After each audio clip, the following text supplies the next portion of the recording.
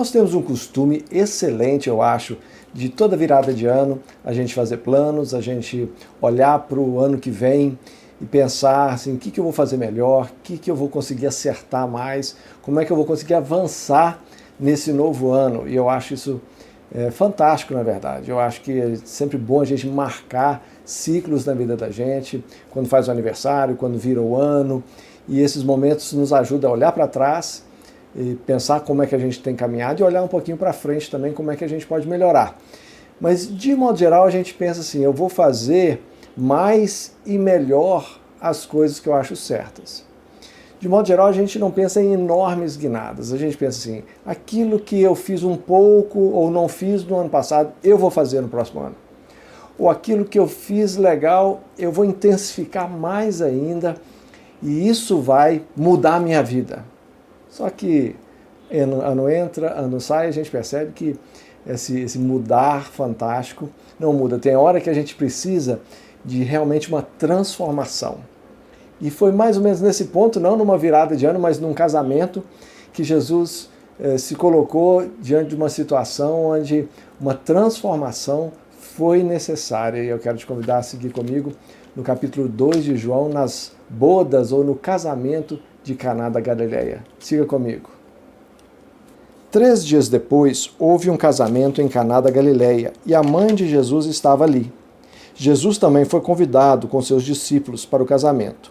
Tendo acabado o vinho, a mãe de Jesus lhe disse: eles não têm mais vinho. Mas Jesus respondeu: por que a senhora está me dizendo isso?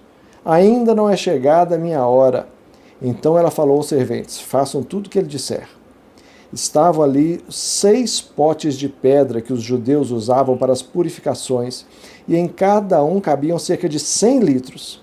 Jesus lhes disse: encham de água esses potes. E eles os encheram totalmente. Então lhes disse: agora tirem um pouco e levem ao responsável pela festa. Eles o fizeram. Quando o responsável pela festa provou a água transformada em vinho, ele não sabia de onde tinha vindo, por mais que os serventes que haviam tirado a água soubessem. Chamou o noivo e lhe disse: todos costumam servir primeiro o vinho bom, e quando já beberam muito, servem o vinho inferior. Você, porém, guardou o melhor vinho até agora. Assim, em Caná da Galileia, Jesus deu início a seus sinais. Ele manifestou a sua glória e os seus discípulos creram nele.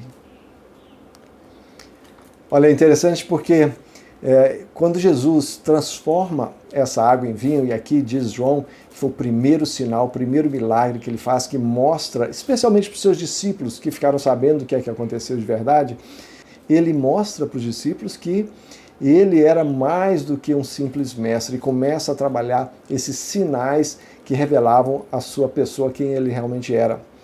Mas eu queria atentar para um fato aqui. Jesus manda encher aqueles potes de pedra, tem uma outra versão que fala essas talhas, que eram usadas para purificação cerimonial, ou seja, quando a pessoa ia praticar a religião judaica, ela tinha que parar e se lavar e passar por um cerimonial de purificação antes de lidar com as coisas religiosas, as coisas de Deus. E aí ele usa aquela água que encheu os 6 potes e transforma plenamente em vinho, e vinho da melhor qualidade, a ponto do responsável pela festa ficar assim: uau, o que é isso?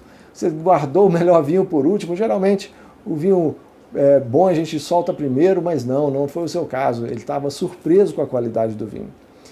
Mas é interessante porque quando a gente pensa em uma mudança de vida, quando a gente pensa em uma mudança de situação, de modo geral, voltando aqui ao assunto do início do ano, a gente pensa assim, é como se a gente instalasse um filtro dentro da gente. A gente está com a água meio turva, eu tenho que dar uma limpada nessa água, eu tenho que ter um ano melhor, eu tenho que avançar mais, então eu vou pensar em um filtro na minha vida que vai limpar essa água e fazer a água da minha vida ser mais pura. Só que Jesus não lida com um filtro. Jesus não transforma a água em vinho com um processo novo de purificação, ou um processo novo de decantação, processo novo. Não, nada disso. Também Jesus não manda colocar um suco de uva, amassar uvas, colocar um suco de uva dentro daqueles potes e trabalha talvez um processo hiperativo de fermentação para transformar em vinho. Não. O que Jesus faz é algo totalmente novo, é algo totalmente diferente. É algo que homem nenhum conseguiria fazer, transformar água, H2O, em vinho. Homem nenhum, mestre de cerimônia nenhum, plantador de uvas, ninguém poderia, o mais mestre dos mestres, dos enólogos, poderia fazer isso. Mas Jesus fez. E esse é o trabalho que Jesus faz nas nossas vidas. Jesus não está numa virada de ano querendo fazer a gente melhor. Jesus não está num momento assim que a gente dá uma olhadinha para trás e Jesus, me ajuda a ser melhor. Não. Jesus deseja e ele faz transformações de pessoas. Transforma a nossa vida de uma forma que a gente olha para trás e pensa assim, aquele Luiz Fernando não existe mais. Agora existe uma nova pessoa porque Jesus entrou na minha vida. Essa foi a minha experiência há uns bons anos atrás. Talvez tenha sido já a sua experiência, mas se você ainda não experimentou uma transformação real, onde você pode olhar para trás e falar assim, puxa, quando Jesus entrou na minha vida, tudo mudou. E mudou para um vinho melhor. Mudou para uma alegria que eu não experimentava antes. Que não tinha vinho no mundo, bebida no mundo, não tinha prazeres quaisquer no mundo que poderiam me dar o prazer que eu tenho de viver com Jesus. Essa tem sido uma caminhada pessoal minha, eu quero compartilhar isso com você para te convidar, quem sabe você se colocar diante de Deus e falar assim, Jesus, já tentei instalar filtro na minha vida à torto e à direito e não está dando certo. Eu preciso de uma transformação. Que Jesus te abençoe, vá diante dele, ele vive e ele com certeza pode transformar a sua vida.